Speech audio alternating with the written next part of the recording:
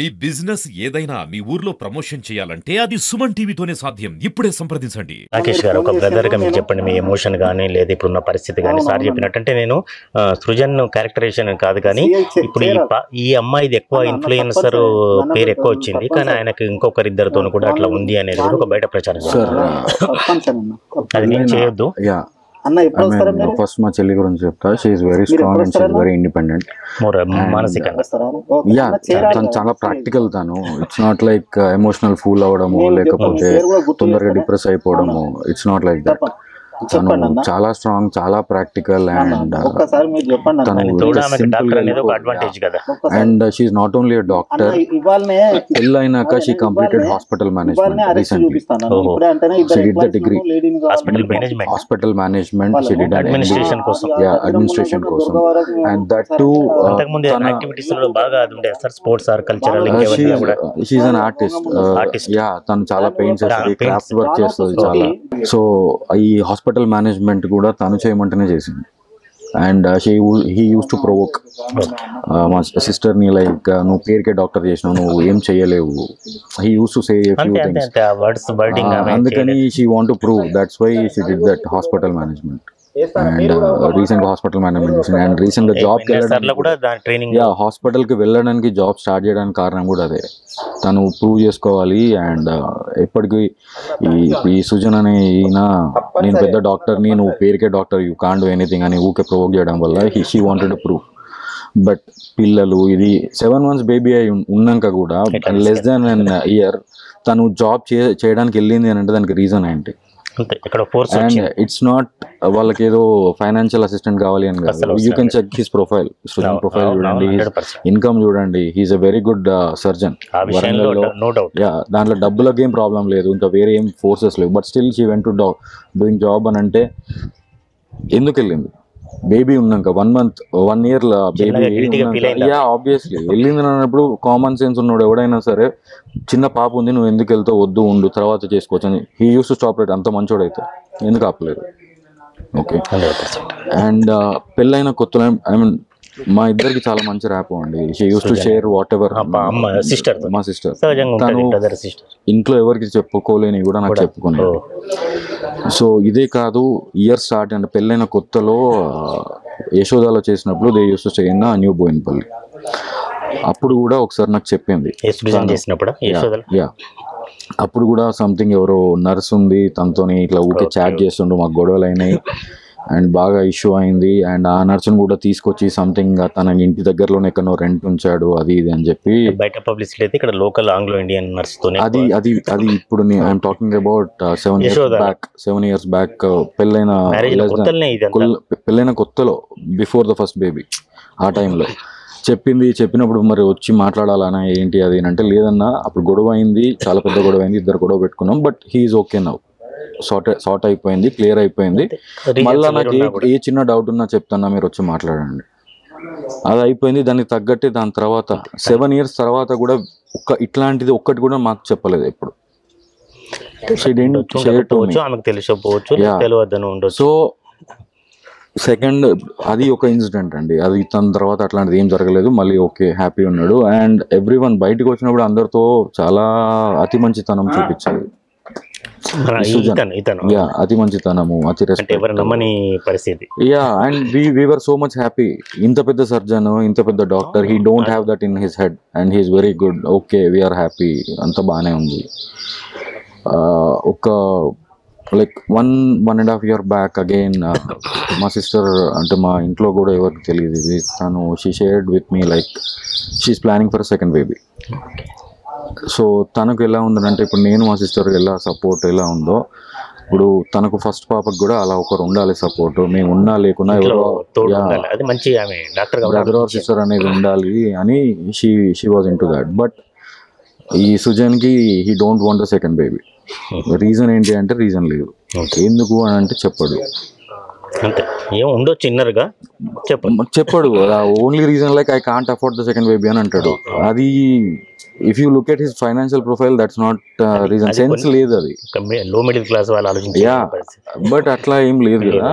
So I told her, so నీకు కావాలి అని అనుకుంటే నువ్వు చెయ్యి, నీకు సెకండ్ బేబీ కావాలనుకుంటా యూ గో ఫర్ ఇట్. ఇష్టం కదా తల్లి సో కష్టపడేది. Second time she got conceived. తనకు చెప్పలేదు ఫస్ట్, చెప్పకుండా after 1.5 months then she revealed it. అప్పటికి he tried to abort, she resisted, but bad luck, ఇబ్బంది పెట్టొచ్చు, ఇబ్బంది పెట్టాడు. He force her to abort but she didn't go for that. చాలా తప్ప. బట్ బ్యాడ్ లక్ ఏంటి అని అంటే that babies pulse was not developed. So second baby like 3rd month something around that she got aborted. But again after that again she got conceived. This time also she did not reveal. About time, but that baby reasons vary అయినా కూడా but starting నుంచి force ఉంది. Second time మళ్ళీ conceive అయింది. she didn't tell him. 1.5 month తర్వాత same మళ్ళీ చెప్పింది. And this time by God's grace baby ఉంది. And whenever the pregnancy got confirmed, whenever the pregnancy got confirmed, there was these disturbances. And during the same time ఈ Medicover open అవ్వడం, Medicover ని promote చేయడానికి influencers ని వచ్చి డాక్టర్లని interview తీసుకుని ఇప్పుడు అక్కడ she got connected to him. అదే ఒక వేరే ఆంగ్లో ఇండియన్ తో అనేది బాగా పబ్లిసిటీ అయింది నిన్న. అది ఒకటి. అండ్ దిస్ ఆంగ్లో ఇండియన్ నాకు నేను అక్కడ ఆర్చరీ దగ్గర ఉన్నప్పుడు కూడా there are few Medicover employees came to me. They don't want to reveal their identity. They were saying centre head something, I don't know the designation. So తనతో కూడా ఉంది, తన అపార్ట్మెంట్ హ్యాబిట్స్ అట్లా కొనసాగుతున్నాయి. సో తనతో కూడా ఉంది ఇలా ఇష్యూస్. మీరు ఆ అమ్మాయి profile data, call data and ఆ అమ్మాయి వాళ్ళ అపార్ట్మెంట్ CCTV ఫుటేజ్ చూడండి, మీకు ఈజీగా తెలిసిపోతుంది. And this year January 1st కూడా ఆ అమ్మాయి చాలా తాగొచ్చి హాస్పిటల్లో, when he was in hospital తాగొచ్చి కొంచెం చాలా చండాలంగా ప్రవర్తించారు హాస్పిటల్లోనే అందరి ముందట అని ఇవన్నీ తెలుసు. ఎంబారాసింగ్ మూమెంట్స్. సో ఇవన్నీ మాకు మా సిస్టర్ చెప్పలేదు. అండ్ ప్రత్యూష మేడం ఎప్పుడు మాట్లాడింది మీతో లాస్ట్ 1 day 2 days కింద? రెగ్యులర్ గా లైక్ a week back అంతే. లైక్ 2-3 weeks బ్యాక్ పాపది అన్నప్రాసన ఉంటే వచ్చా, మేనమామగా నేను చేయాలి కదా వచ్చా. అండ్ దట్ టైమ్ ఆల్సో తను ఏమని ఉంటే తను యూస్ టు షేర్. బట్ అప్పుడు నేను కొంచెం ఆఫీస్ బిజీ అది అని చెప్పి నేను వెళ్ళాను. అండ్ నేను నార్మల్గా whenever we meet, it's not like we regularly call. మేము రెగ్యులర్గా ఫోన్ మాట్లాడతామని కాదు, ఎవ్రీ డే మాట్లాడతామని కాదు. ఆల్ ఆఫ్ ఎ సడన్ నాకు ఏదైనా ఉంది అని అంటే I call her and I say అరే ఇది ఉందిరా, ఇది వెళ్ళు అది అంటే ఓకే షీల్ గో. అండ్ తనకు కూడా ఫోన్ చేసి అన్న నాకు ఇది కావాలన్నా, నాకు అన్న ఇక్కడికి వెళ్ళన్నా, నాకు ఇది కావాలి, ఈ పని ఉంది అన్న అది అని అంటే I will go, that's all. So నేను లాస్ట్ టైం అన్నప్రాసనకు వచ్చినప్పుడు కూడా జనరల్గా అడుగుండే అంత ఓకేనా, ఏమైంది మరి బావ అన్నాడు కదా అది అని అంటే ఓకే అన్న ఏం కాదు, పాప వచ్చిందో ఇప్పుడు ఏం చేస్తాడు, ఏం చేయడు, లైట్ అది అట్లా. She was very strong. తను చాలా ప్రాక్టికల్ అండి. అండ్ సూసైడ్ చేసుకునే సమస్య అనిపిస్తుంది సార్, అట్మాస్ఫియర్ అంతా కూడా ఏదో జరిగింది sir. Whatever it might be, ఇప్పుడు అది వాళ్ళు తేల్చాల్సింది. I don't want to comment on that. But only thing is అది ఓన్లీ ఫ్రెండ్షిప్ అది ఇది అని అంటున్నారు. It might be a friendship or whatever it is. If that is creating the problem, you should stop it. If that is affecting your family, you should stop it. Friendship అది ఏదైనా ఉంటుంది. See, I am also an IT guy. I work with many people. చాలా I will encounter with ఇప్పుడు నాకంటే under age వాళ్ళు ఉంటారు, నా అంత సీనియర్ వాళ్ళు ఉంటారు. I know my limits, right? I know what to there. ఎక్కడ ఆపాలి, ఎక్కడ ఏం చేయాలి. I know my limits, right? మన దాంట్లో మనం ఉండాలి. ఇప్పుడు వాళ్ళు మంచిగా మాట్లాడుతున్నారు అని చెప్పి we should not go. And ఎందుకంటే ఈ కార్ కానీ లాంగ్ డ్రైవ్ లో కానీ కార్ వాడుకోవడం కానీ ఇవన్నీ కార్ వాడుకోవడం దట్స్ రియల్లీ డిస్గస్టింగ్. తను సూసైడ్ చేసుకునేది కాదు, అది 100%. I don't know if that is, I can't comment on that on a standard statement. But one thing, మెంటల్గానైతే చాలా టార్చర్ పెట్టాడు. And he used to give sleeping pills to her every day night. తను ఇంటికి రాగానే ఇలా చేస్తుంది అలా చేస్తుంది అని చెప్పి తను సైకలాజికల్గా he use to say that నువ్వు సైకియాట్రిస్ట్ దగ్గరికి వెళ్ళాలి, నీకు హార్మోనల్ ఇంబ్యాలెన్స్ వచ్చింది after pregnancy. So she being a doctor basic sense ఉంటుంది కదా సార్. సో హార్మోనల్ ఇంబ్యాలెన్స్ వచ్చింది, నువ్వు సైకియాట్రిస్ట్ దగ్గరికి వెళ్ళాలి అది అని అంటే షీ బ్లంట్లీ సెడ్ దట్. నాకు ప్రాబ్లం అంటే నాకు తెలుసు, నాకు హార్మోనల్ ఇంబ్యాలెన్స్ వచ్చింది గొడవ పెడుతున్నా అంటే I know what is the problem. మరి నువ్వు ఇద్దరం కలిసి వెళ్దాం. ఇప్పుడు నేను ఒక్కదాన్నే ఉండట్లేదు కదా, ఇద్దరం వెళ్దాం సైకియాట్రిస్ట్ దగ్గర. ప్రాబ్లం ఎవరితో సైకియాట్రిస్ట్ చెప్తాడు. సో ఈ side no why should I come అది అని చెప్పి దాంట్లో గొడవ. ఇవన్నీ మా పిన్నితో షేర్ చేసుకుంది, నాకు చెప్పలేదు ఇవన్నీ. నాకు చెప్తే ఈ యూస్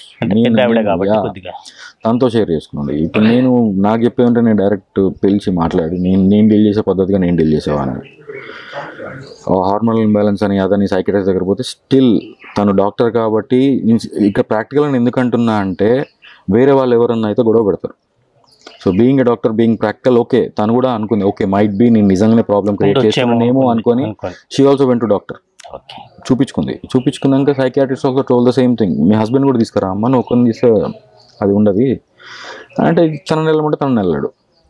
ఆయన ప్రాబ్లం ఆయనకు తెలుసు. ఇప్పుడు ఇంత స్ట్రెస్లో ఇంత డిప్రెషన్లో ఆబ్వియస్లీ స్లీప్ సైకిల్ డిస్టర్బ్ అవుతుంది. బేబీ ఉంది ఉన్నప్పుడు any mother, any working mother, she will have the stress.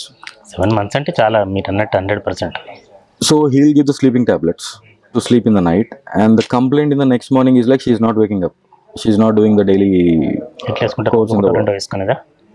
అది మనకు తెలియదు సార్ ఎన్ని ఇచ్చేది ఏంటి అని. ఆయన ఇచ్చి పడుకునేది.